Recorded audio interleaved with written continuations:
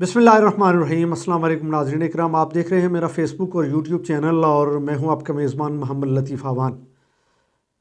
नाज़रीन इकराम, बहस छिड़ी हुई है कल से, जब से पाकिस्तान का जो ऐवान बाला है सेनेट, वहाँ पे जब करारदाद मंजूर हुई इंतखाबात के मुलतवी हो जाने की, तो कल से जो जितने भी अवामी हलके हैं बिलखसूस अवाम, उनके अंदर एक गुमागू की कैफियत पैदा होगी और एक बहस छिड़ गई है कि आया पाकिस्तान में 8 फरवरी को इलेक्शन होंगे या नहीं।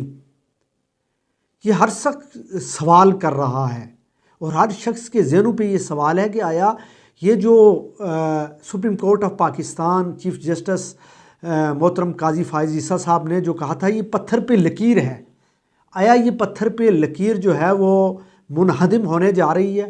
क्या 8 फरवरी को इलेक्शन होंगे या नहीं? क्योंकि कल जब आनन फानन एक करारदाद पेश कर दी गई और सेनेटर दिलावर जो करारदाद पेश करने वालों में से थे, खड़े हो गए और उन्होंने कहा कि मैं करारदाद पेश करना चाहता हूं, तो उससे किसी ने पूछा भी नहीं।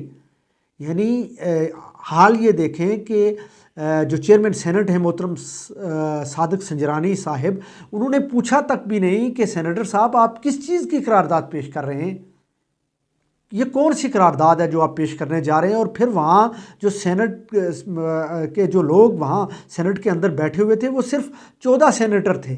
अब मुझे ये बताएं कि 14 सेनेटर से क्या वो करारदाद मंजूर हो जाती है?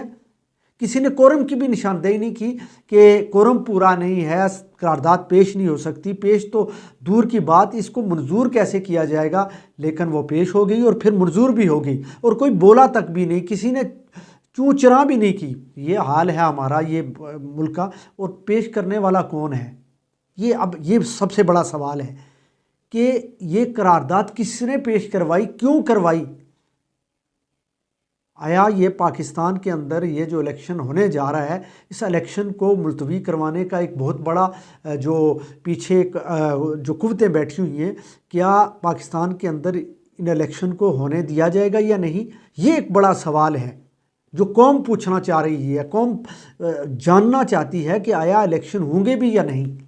और फिर अगर देखा जाए तो 8 फरवरी को जो इलेक्शन होने जा रहे हैं, अभी तक पूरे पाकिस्तान में कहीं भी जो बारिश है वो नहीं हुई। और जब फरवरी में इलेक्शन होंगे तो गालिब गुमान यही है कि महकमा मौसमियात की तरफ से भी कि पूरे पाकिस्तान में बारिशों का एक सिस्टम पाकिस्तान के अंदर दाखिल हो जाएगा और फिर मरी हज़ारा डिवीज़न जो है बिलखुसूस वहाँ पे बर्फ़बारी होगी। इसी तरह केपी के बहुत सारे इलाकों में जो है वो ठंड इतनी ज़्यादा हो जाएगी, बर्फ़ और बारिश और बर्फ़बारी इतनी ज़्यादा होगी कि वहाँ तो ज़िंदगी जो है वो मफलूज होकर रह जाएगी। तो ऐसे हालात में इलेक्शन और वोट डालना ये तो बहुत ही मुश्किल होगा। इसी तरह आप बलूचिस्तान में चले जाएं, वहाँ भी सूरत हाल ऐसी ही होगी। तो अब इन चीज़ों को बहाना बना के, इन चीज़ों को सामने रख के इलेक्शन को मुलतवी किया जाएगा।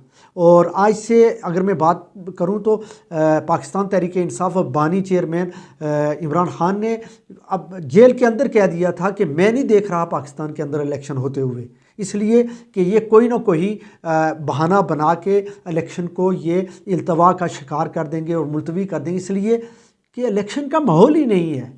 कोई आपको जलसा नज़र नहीं आ रहा, कोई जुलूस आपको नज़र नहीं आ रहा। यानी पूरे पाकिस्तान के अंदर तकरीबन कमोबेश एकमा रह गया है। और सूरत हाल ये है कि कहीं कोई बड़ा जलसा, नून लीग नाकाम दिखाई दे रही है जलसा करने में। IPP जो इस्तेकाम में पाकिस्तान पार्टी है वो जो है वो कोई बड़े जलसे नहीं कर रही। इसी तरह पीपल्स पार्टी इंटीरियर सिंध में कोई बड़ा जलसा करने में नाकाम रही है। तो कोई माहौल ही नहीं बन रहा। और फिर 2-3 दिन पहले मुस्लिम लीग नून और IPP के दरमियान मायदा हुआ था और मुस्लिम लीग नून कह रही है कि हम पे दबाव डाला जा रहा है। और दबाव इस चीज़ का कि आप IPP के लोगों को टिकट दें, उनको अकोमोडेट करें और दोनों मिल के इलेक्शन लड़ें।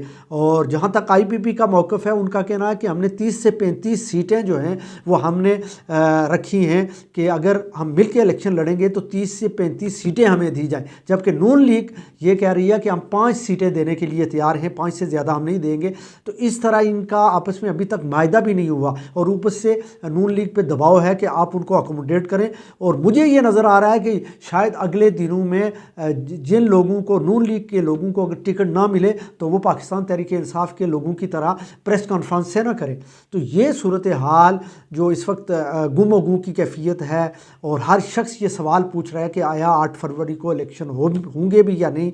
और चीफ जस्टिस काजी फाइज ईसा ने जो कहा था कि इलेक्शन 8 फरवरी को पत्थर पे लकीर है, आया ये पत्थर पे लकीर साबित भी होगी या नहीं, ये तो आने वाले दिन बताएंगे। लेकिन हालात इस वक्त ऐसे हैं। गुज़श्ता रात एक वाक़या हुआ इस्लामाबाद में, एक मजहबी लीडर को शहीद कर दिया गया, उन पर कातलाना हमला हुआ।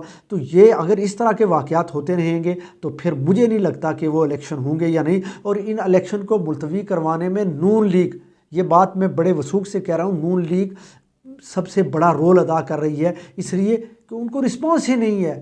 किसी हलके में लोग ही नहीं तैयार कि वोट दें उनको, ना उनको हलकों में जाने दिया जा रहा, ना उनकी कैंपेन जो है वो चलाने में कामयाब हो रहे हैं। तो नून लीग की तो पूरी कोशिश है कि किसी ना किसी तरह ये इलेक्शन टल जाएं, आगे चले जाएं, और माहौल जो है वो जब तक साजगार ना हो उस वक्त तक इलेक्शन ना हो। तो ये सूरत हाल जो है वो अब आहिस्ता आहिस्ता जो मंजर कशी है, जो मंजर है वो साफ़ होता नज़र आ रहा है। और मुझे नहीं लगता कि 8 फरवरी को ये इलेक्शन होंगे, इसलिए कि कल की जो करारदाद है, ये जिन कुव्वतों ने इसको लॉन्च किया और आनन फानन इसको जो है वो पेश किया गया और फिर ये मंजूर भी होगी, इससे यही लगता है कि पाकिस्तान में आने वाले दिनों में जो इंतखाबात का जो ऐलान किया गया था, मुझे नहीं लगता कि वो इलेक्शन होंगे। नाज़रीन इकराम, मुझे दीजिए इजाज़त। अल्लाह ने के पान।